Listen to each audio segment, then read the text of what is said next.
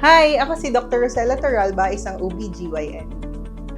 Hi, ako po si Liz Kringate, isang OB-GYN. Ako si Mila Evangelista from Santa Ana, Manila. Hi, I'm April from Pumunta Santa Ana, Manila. Mahalaga ang pagpapapap smear sa mga kababaihan, lalo na kung ikaw ay sexually active. Dahil ito ay pwede mag-detect ng precancerous lesion bago pa ito maging tuluyan ng isang cancer. Pap smears, siguro sa aming mga kababaihan, malaking tulong yun. Mahalaga pong magpa-pap smear, lalo-lalo na sa mga kababaihan para po malaman natin yung kalagayan ng ating matres. Bago pa man sila maging cervical cancer, pwede na natin silang mahuli at i-treat ng appropriately. At ito ay isang preventable na cancer, kaya importante na magkaroon kayo ng inyong konsulta sa inyong gynecologist.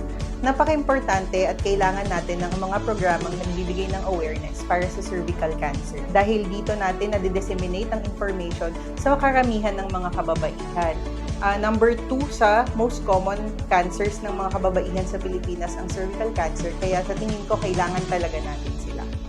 First of all, nagpapasalamat ako sa mga doctors ng Lourdes dahil nagkaroon sila ng program na ganito, which is malaking bagay para sa aming mga kababaihan. For me, it's a happy experience po na ma-experience ko yung ganitong project ng Lourdes Hospital. Sa una po nakakakaba kasi pap smear nga po, pero ma-friendly po ang mga doctors and maalaga po silang lahat.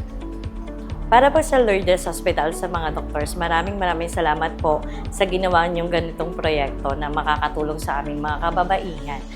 At para naman po sa mga babae ay kailangan po nating magpa-pap smear. Sana by next year, makagawa ulit sila ng ganitong programa para naman kahit papano naliless sa yung mga worries namin mga babae. And then sa aking mga kapwa kababaihan, wag po tayong matakot magpa-check up, wag tayong matakot na lumapit sa doktor, magtanong, para po mas mapaliwanagan tayo kung ano ang mga nararapat nating gawin.